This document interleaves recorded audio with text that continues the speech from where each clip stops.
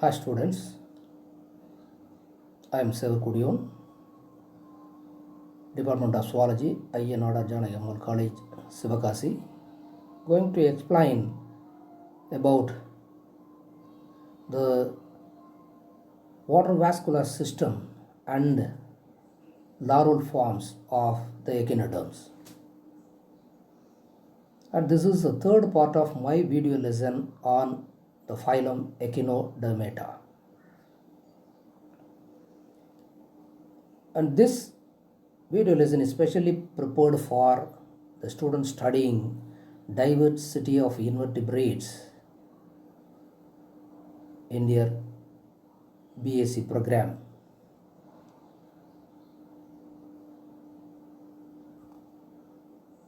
First of all, we will see the structure of the water vascular system. In my previous video, I have mentioned you that this is a special type of system which is found only in the echinoderm and not found in any other group of animals. And this system is also known as ambulacral system. And this system is essential for carrying out different types of functions as like that of the circulatory system of human being. And this water vascular system includes different components or the parts. Starts from madreporite, stone canal, ring canal, radial canal, Tiedemann bodies, POLIAN vesicles, lateral canal and a tube feet.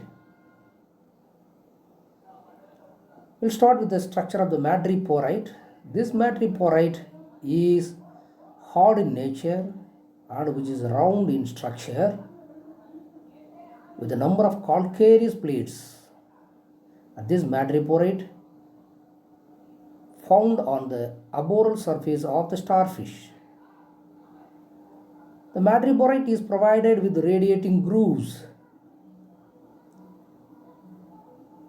and the grooves are opened by minute pores.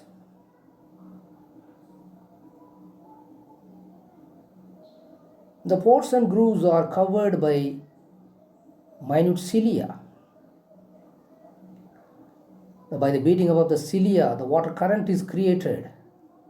Because of the creation of the water current, the water can enters into the minute pores as well as the radiating grooves. Both the pores and radiating grooves are joined together to form a structure called the collecting canal. Number of collecting canals are merged together to form a bag-like structure called ampulla. The ampulla is open into the next component of the water vascular system, the so-called stone canal. And this is a cross section of the madreporite. At one end you can see the madreporite surface view. In that you can see the radiating grooves, and the radiating grooves are opened by the pores in the middle diagram, and the minute pores are covered by cilia. The cilia are movable nature. They create the water current. And the very next structure shown in the diagram is a cross section of the stone canal. The stone canal is S-shaped. The walls are strengthened by a series of calcareous rings. And the stone canal is also lined with the cilia.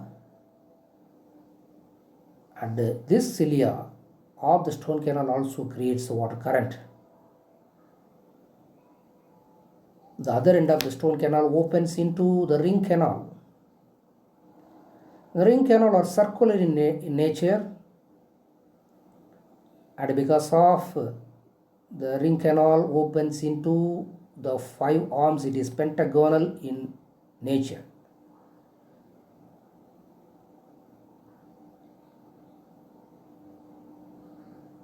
In the inner radial position of this ring canal, we can see a special structure called Tiedemann bodies. The Tiedemann bodies are glandular bodies, and they are mostly yellow in colored, and they produce phagocytes. We know that the phagocytes are the part of our immune system. Likewise, the phagocytes are involved in killing the germs or the foreign bodies present in the marine water. The outer side of the ring canal is formed of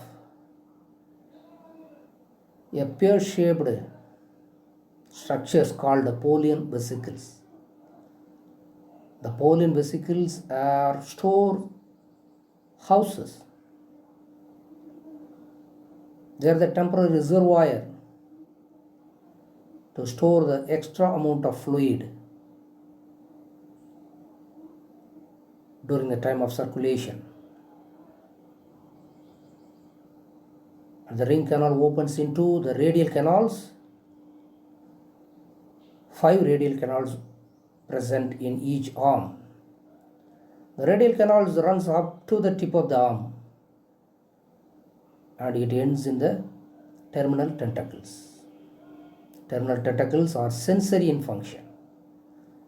If the quality water is undesired of this animal, immediately these tentacles are closed. And this is the structure of the water vascular system of starfish.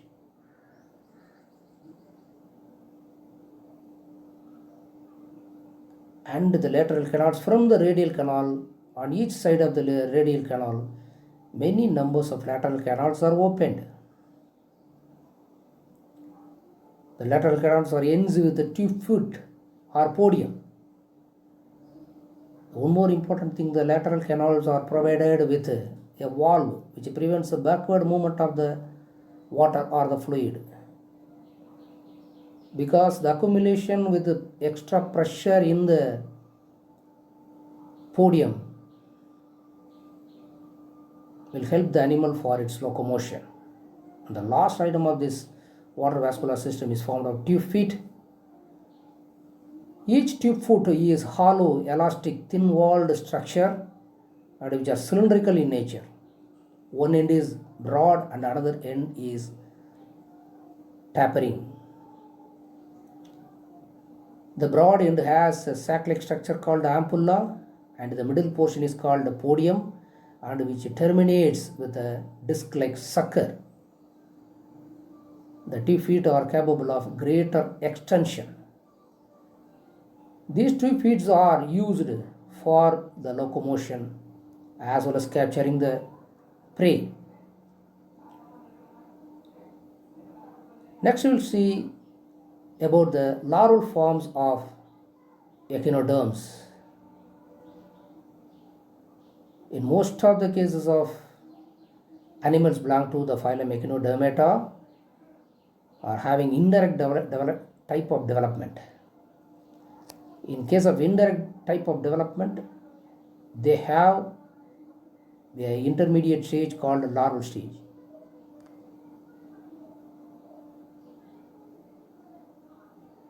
The echinoderms are having 7,000 species. So the larval forms are also differ in their structure as well as nature. The echinoderms includes different types of larval forms like DIPLEURULA larva, BIPINNARIA larva, BRACHIOLARIA larva, OPHIOPLUTEUS larva, ECHINOPLUTEUS larva, and AURICULARIA larva. First we will study the structure of the DIPLEURULA larva. It has the following salient features. This is a fundamental larvae of all echinoderms. It is microscopic and free swimming. The body is bilaterally symmetrical, and the whole body is oval in shape. It has a gut formed of mouth, esophagus, intestine, stomach, and anus. And this is the structure of this DIPLEURULA larva. It has two ciliary bands, perioral band and adoral band. The perioral band is used for the locomotion and the adoral band is used for the collection of the food. And the second larva is named as BIPINNARIA larva. It is a second larva of starfish. It develops from the DIPLEURULA larva. It is also bilaterally symmetrical with a straight alimentary canal. The body has a number of arms such as median dorsal arm, median ventral arm, pre-oral arm, anterior dorsal arm, posterior dorsal arm, and posterior lateral arm. And this is the image of this BIPINNARIA larva of the starfish with the different types of arms. And the third larval form of Echinodermata is Brachyolaria larva. This is the third larva of starfish, and the pre-oral region of the larva has brachiolar arms. These arms are provided with suckers. OPHIOPLUTEUS larva is another larva of Ophiuridia, the so-called brittle star. They have ciliated band. The arms are supported by calcareous rods. The larva has a pair of perioral arms, a pair of postoral arms, a pair of posterior dorsal arms, and a pair of posterior lateral arms. The larva appears like a letter V.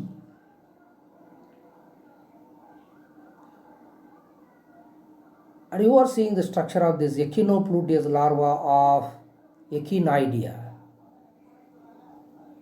It also has a single ciliary band. The arms are supported by calcareous rods. The larvae is provided with the pre-oral arms, post-oral arms, anterolateral arms, anterior dorsal arms, posterior dorsal arms, and median posterior arms. And this is the structure of auricularia larva. The auricularia larva is a larval form of Holoduridia. The example is sea cucumber. These larval forms are having very well developed pre-oral lobe, and they also have a single ciliated band.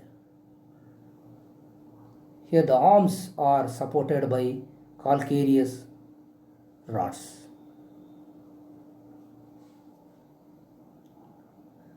Thank you very much.